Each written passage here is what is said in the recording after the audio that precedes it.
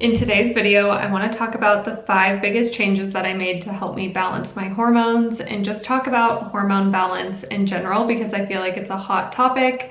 I work with so many women and so many women silently struggle with hormonal imbalances, weight gain, inflammation, bloating, and puffiness. And most people just don't know where to start when it comes to hormones. So I'm going to break it down in a very simple and easy way to understand hormones and kind of where you can start, and maybe some tips that you can implement into your daily routine to kind of help support better hormone balance. So let's dive into it. Okay, I have my handy dandy notes because this will help me stay on track. So number 1, I put testing because at the beginning of my wellness journey, I was so overwhelmed with where to start, what supplements do I need to take, what do I do with my nutrition? And I would go to my traditional doctor and they would run my hormones through blood work or just kind of give me some basic testing, and it really didn't get me any answers. So I started with comprehensive lab testing.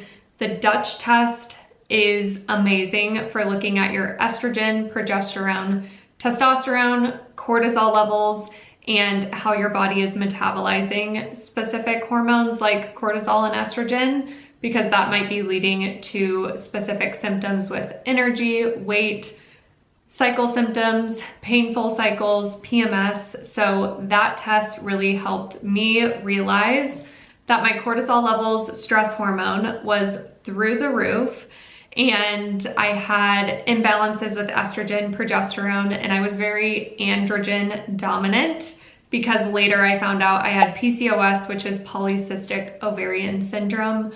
And that was a huge reason why I was gaining weight, doing all the right things, eating super clean, but my body just did not reflect my efforts, which was very frustrating. But I wish I would have gotten lab testing done a lot sooner because I felt like that was the biggest moment that provided me a lot of clarity when I was just struggling to find answers. And I was super frustrated because every single doctor that I went to just told me to go back on birth control, and all of my labs looked normal, when in fact I started getting comprehensive and functional lab testing done, and there was a slew of issues going on inside my body and I had no idea. So starting off with lab testing, if you are just starting off on your wellness journey, I would highly recommend a Dutch test to help look at estrogen, progesterone, testosterone, your cortisol levels, and how your body's using those hormones and metabolizing them to really identify some of the symptoms that you might be dealing with, especially weight, irregular cycles, PMS.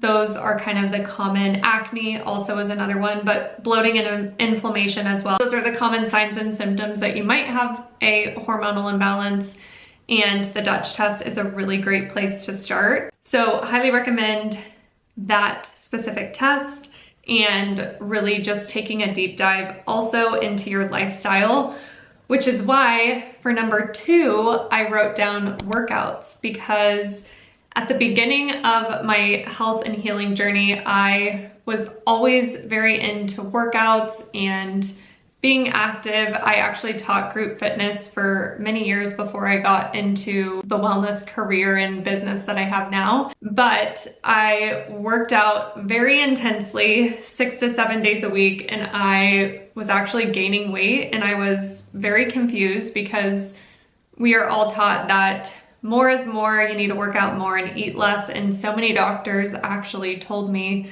that I needed to work out more and eat less when I was running for hours a day, doing spin classes at 5 or 6 a.m., lifting weights, just really running my body into the ground.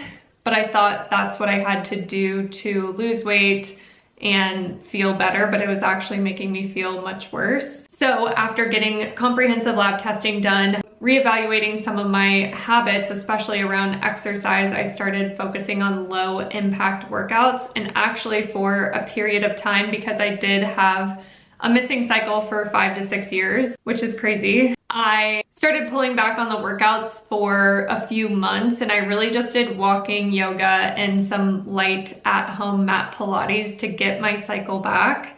And then after I had a steady cycle and better nutritional habits, I slowly started increasing the intensity of my workouts, which meant more weight training. I really never, even to this day, have gone back to the spin classes or crazy amounts of running just because I don't want to do that. And I definitely don't want to be in a bloated and inflamed place like I was before. So really just focusing on weight training 4 to 5 days per week. I like to do core focused workouts, kind of Pilates style, and then I just do lots of walking. And actually recently I've been swimming, and I love swimming as a form of cardio. So that's kind of what I did with my workouts, slowed down for a while to kind of get my hormones in a better place. And then now focusing on strength training and walking, cardio, and just movement that I actually enjoy. And I felt like for the longest time viewed movement as punishment rather than enjoyment and feeling good. So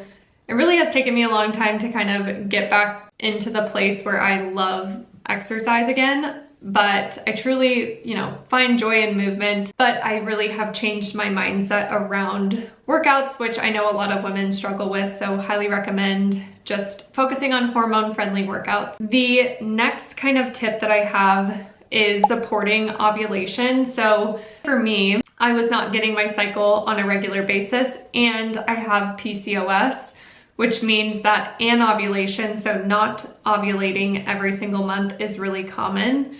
It's not normal, but it is common, especially with PCOS. Every single month, women ovulate, and that helps produce progesterone after ovulation. There's fluctuations with all of our hormones, estrogen, progesterone, and testosterone a little bit throughout the cycle. They kind of ebb and flow.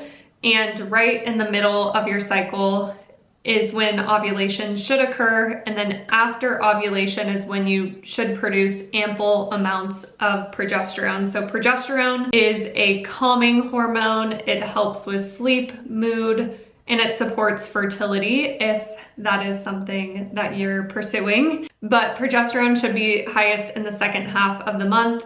Really great for mental health, sleeping, and much more.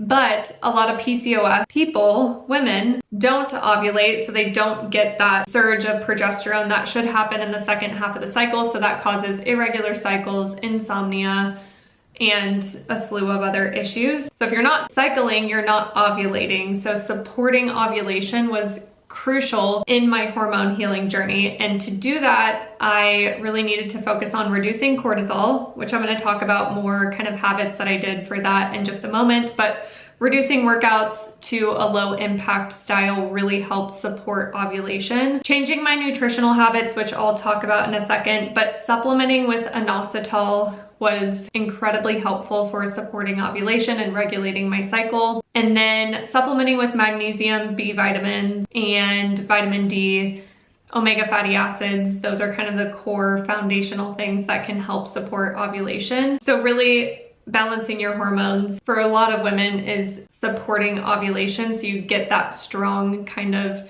progesterone surge in the second half of your cycle. Which brings me to the most important thing, I think, in a hormone healing journey: nervous system regulation, aka balancing your cortisol levels. I know it's super trendy on the internet, but cortisol is our stress hormone, and when it's really elevated, it can cause many hormonal imbalances and your hormones start going crazy, and that causes a lot of bloating and inflammation that people experience. Cortisol can be produced with physical, mental, and emotional stressors, sometimes chemical stressors, so environmental toxins and different things chemically can sometimes cause elevated cortisol levels. Really focusing on nervous system regulation will be key and crucial if you're on a hormone healing journey. Reducing the intensity of your workouts if you're someone who loves that high intensity workout feeling, and then focusing on resting and recovering, 8 hours of sleep every single night. Circadian rhythm health is everything with cortisol regulation. So this means morning sunlight within an hour of waking and avoiding blue light before bed. that is kind of very foundational, important on a hormone healing journey, and to help with cortisol levels. Making sure that you eat plenty of food throughout the day, focusing on balancing your blood sugars, which I can do another video on if you guys are interested. But those are kind of the nervous system regulation hacks that I really love. Some extra ones that can be super helpful as well: breath work and meditation, really great for nervous system regulation anytime throughout the day. And then just kind of setting healthy boundaries with people, work, and making sure that you're spending time in nature. I think especially in today's society, everyone is glued to their desk with all the fluorescent lights that are in our offices and just constant blue light exposure and social media. All of that is just overconsumption for our nervous system and can really cause a lot of dysregulation, leading to hormone imbalances, chronic fatigue, hair loss, bloating, inflammation. So starting with those foundational habits is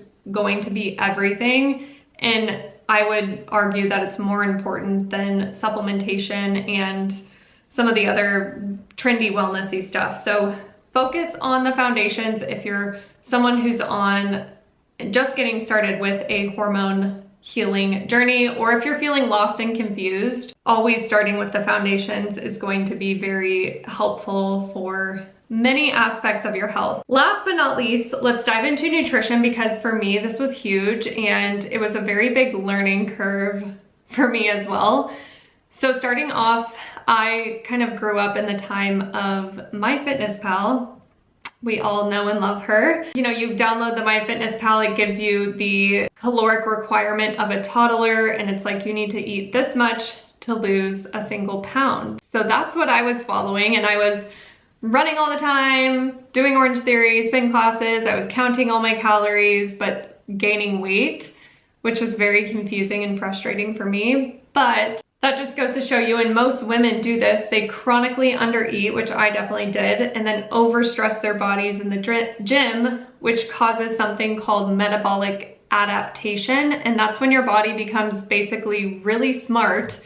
It knows that you're working out like a crazy person. Cortisol is flowing out the body. Cortisol levels are really high. It's not getting enough food in its system, so it'll start down regulating and slowing down your metabolism, which will make you gain a lot of weight at a small amount of calories. Metabolic adaptation. I see it all the time as a practitioner, but also experienced it myself. So following a reverse diet, which is where you slowly increase your calories to increase your metabolic rate, is incredibly helpful for boosting metabolic function, supporting healthy hormones, and increasing energy levels. I work with hundreds of women, and I've worked with over 1,000 women, and that is one of the most common themes that I see with women that deal with insane hormone imbalances, is that they chronically undereat and overstress their bodies a multitude of times throughout their lifetime, but they've never actually fed their bodies up to its metabolic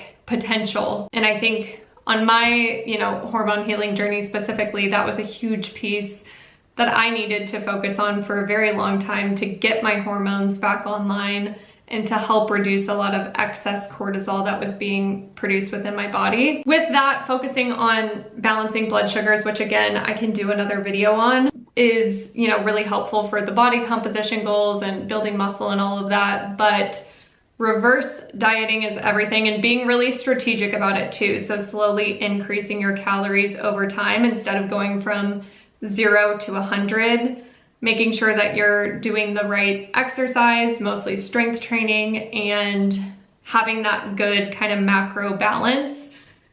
30% protein, 40% carb, 30% fat is pretty standard.